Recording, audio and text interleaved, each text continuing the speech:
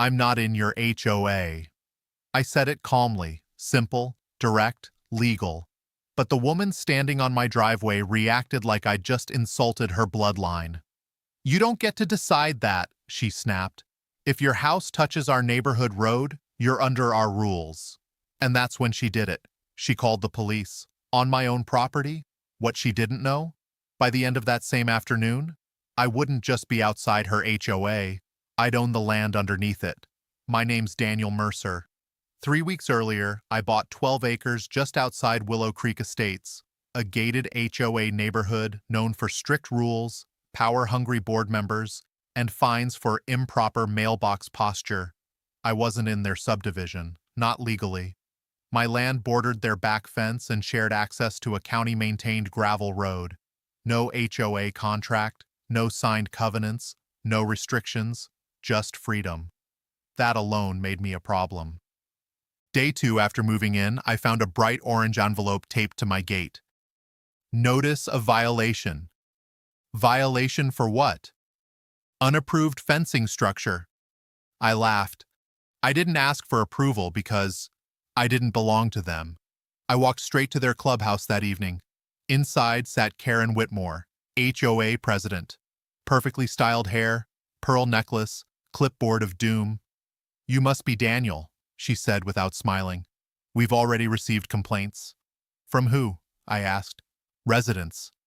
I'm not your resident. Her jaw tightened. If your property touches Willow Creek, you are subject to architectural review. I leaned forward slightly. No, I'm not.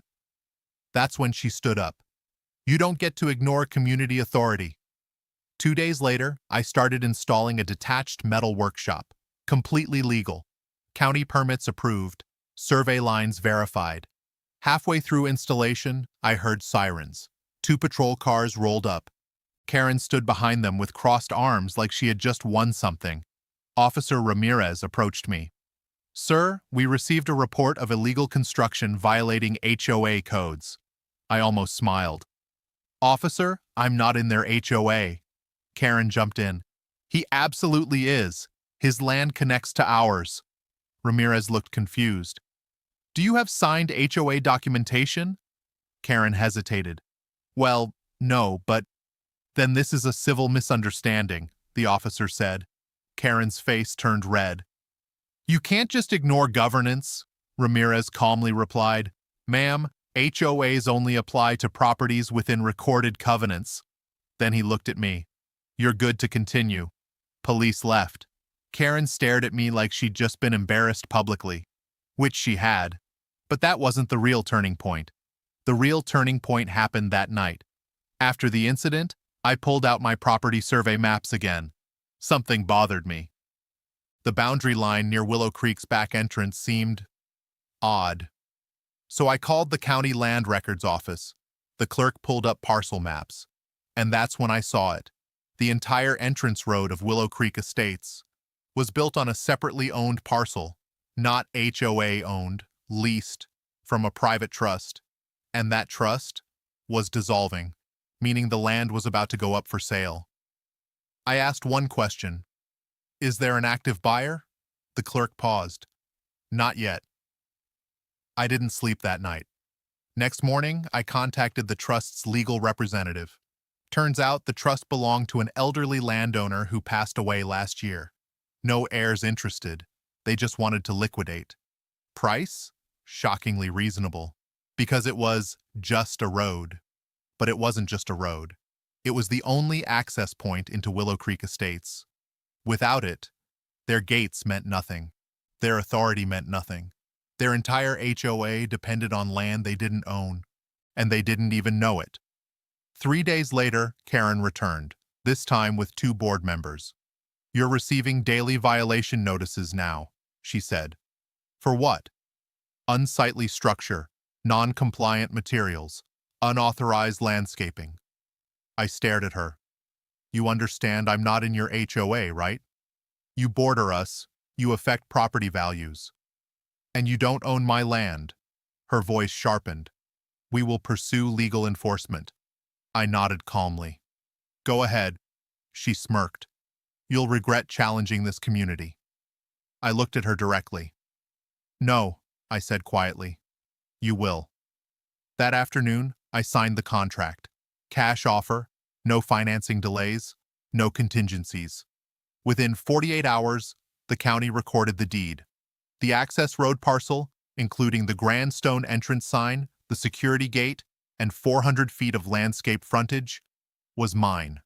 Legally, officially, documented. Karen still didn't know, but she was about to. Saturday morning, residents trying to exit the neighborhood. Gate malfunction.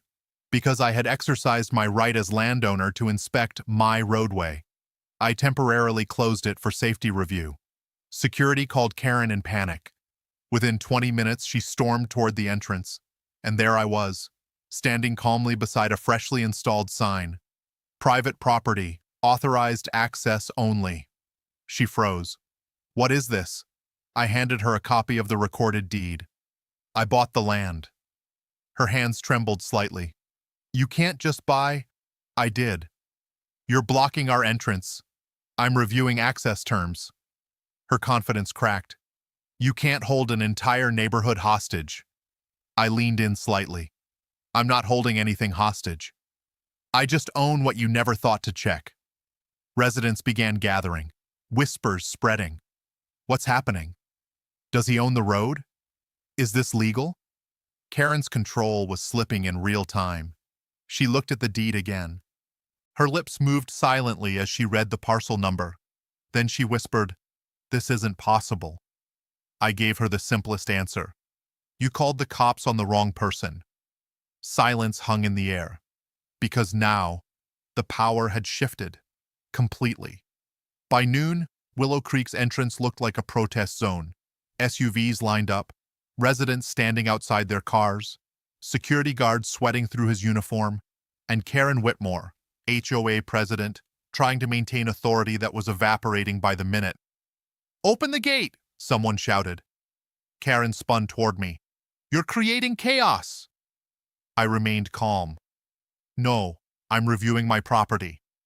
She pointed toward the stone monument sign that read, Willow Creek Estates, Private Community. "That sign belongs to us." I nodded. "It's sitting on my parcel." Murmurs rippled through the crowd. Phones came out.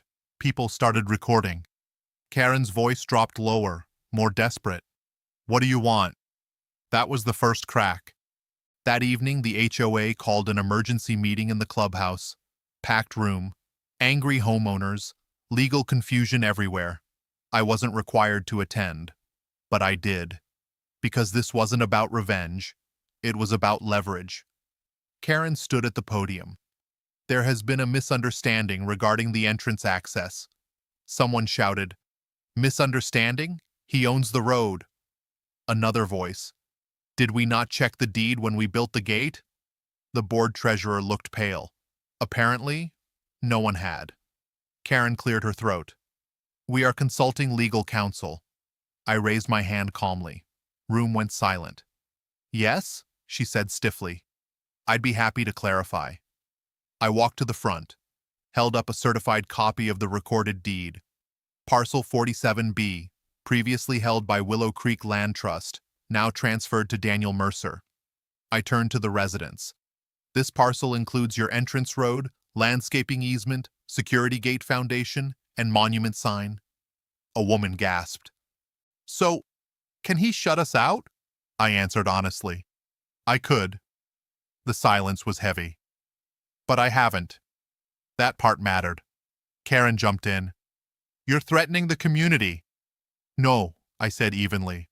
"I'm responding to harassment." I pulled out a stack of violation notices they'd sent me.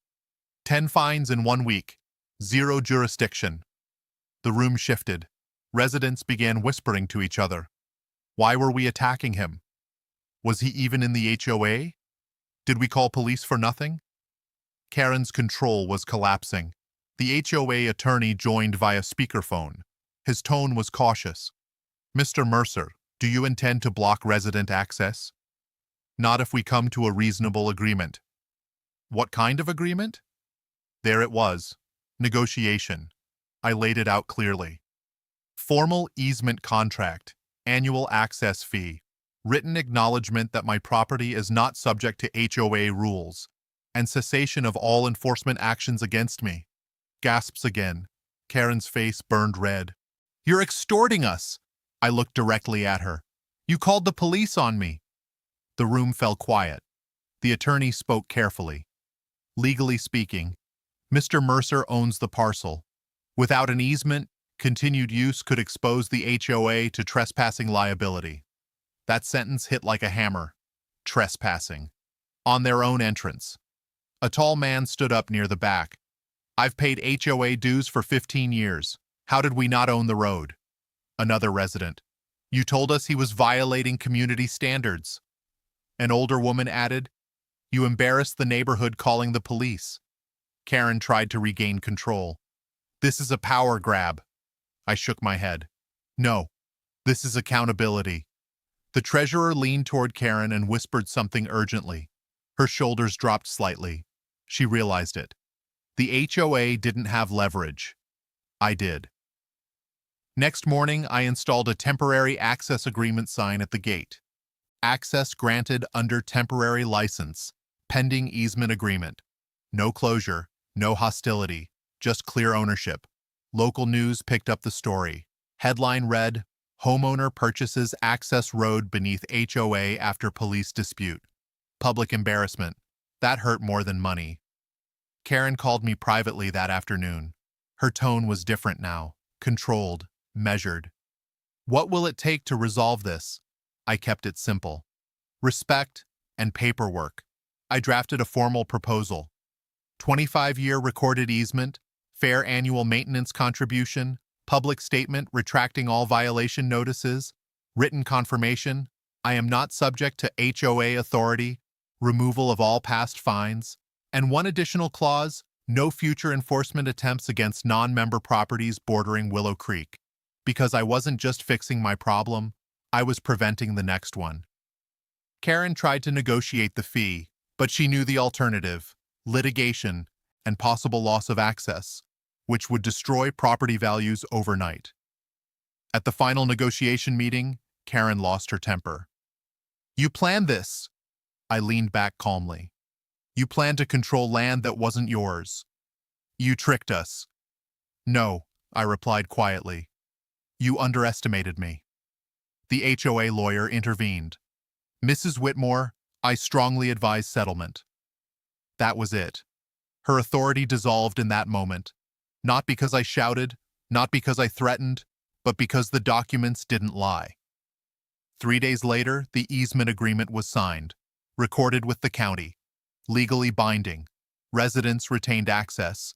HOA retained dignity, but only barely. And Karen? She resigned 1 week later. Official statement cited personal reasons.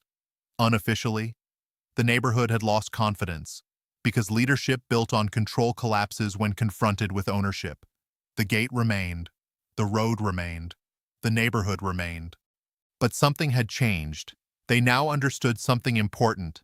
Authority must come from contract, not assumption, and definitely not intimidation. Karen Whitmore resigned on a Thursday morning. Short email. Effective immediately, I am stepping down as HOA president for personal reasons. No apology, no accountability. But the neighborhood knew the truth. You don't call the police on someone you don't control and survive politically after being proven wrong. By Friday, a temporary board was appointed, and for the first time since I moved in, no orange violation envelopes appeared on my gate. Peace. But this story wasn't over yet. Residents began asking deeper questions.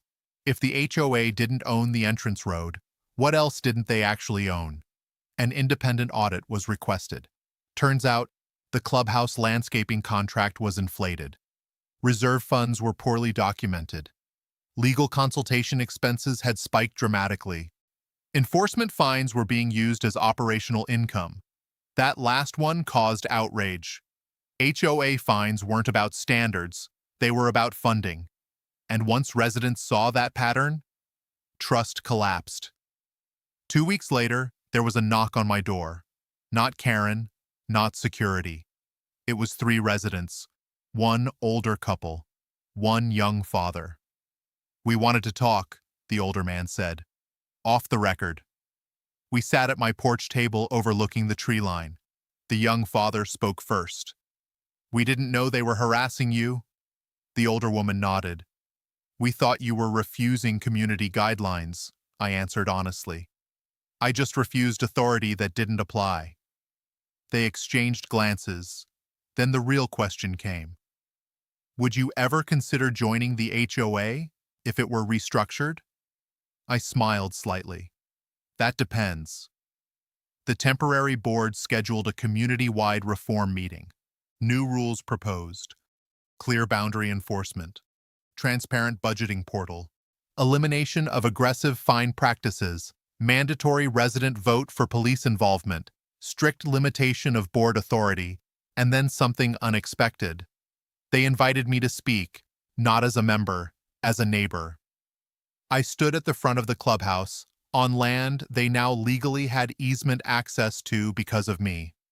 "I never wanted conflict," I began. "I wanted clarity." The room was silent. When authority overreaches, it loses legitimacy. Heads nodded. "You don't need control to build community." Pause. "You need consent."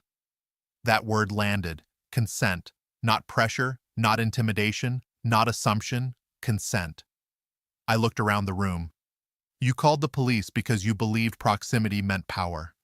I let that settle. "But property law doesn't care about feelings." A few quiet laughs. "I bought the road because you tried to control land that wasn't yours."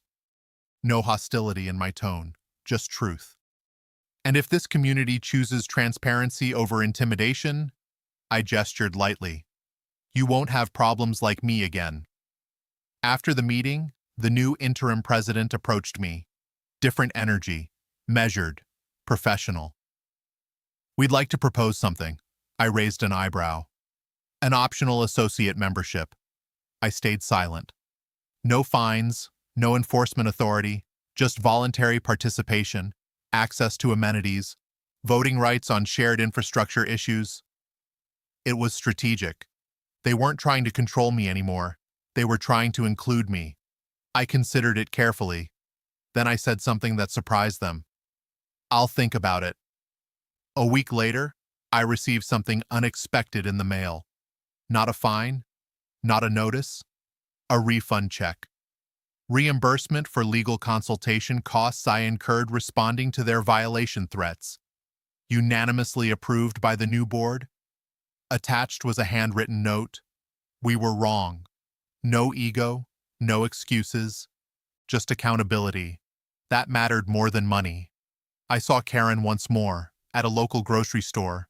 No pearl necklace this time, no clipboard. She noticed me first. Awkward pause. Then she approached. "I didn't think you'd go that far," she said quietly. I answered calmly. "I didn't think you'd call the police." She looked down. "I thought protecting the neighborhood meant enforcing everything." "And now?" She exhaled slowly. "I realize I confused control with leadership." There it was. Growth. Not dramatic, not explosive. Just real. She walked away without anger, and that was enough. Willow Creek Estates looked the same.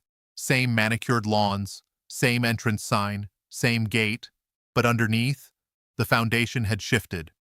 Financial reports publicly posted, enforcement guidelines reduced, police calls require full board vote, easement agreements secured and respected, and most importantly, no one taped orange envelopes to my gate again. 3 weeks after the reform meeting, I made my choice. I declined formal membership, but I agreed to quarterly infrastructure meetings regarding the shared access road. Partnership, not submission. And that balance felt right. Because I never needed to join their HOA. I just needed them to understand boundaries. One evening, I stood near the entrance road. Cars passed smoothly. Gate opened without drama. Residents waved as they drove by. The same road they once thought they owned. The same road they tried to control. Now governed by agreement, not assumption. They called the cops when I said I wasn't in their HOA.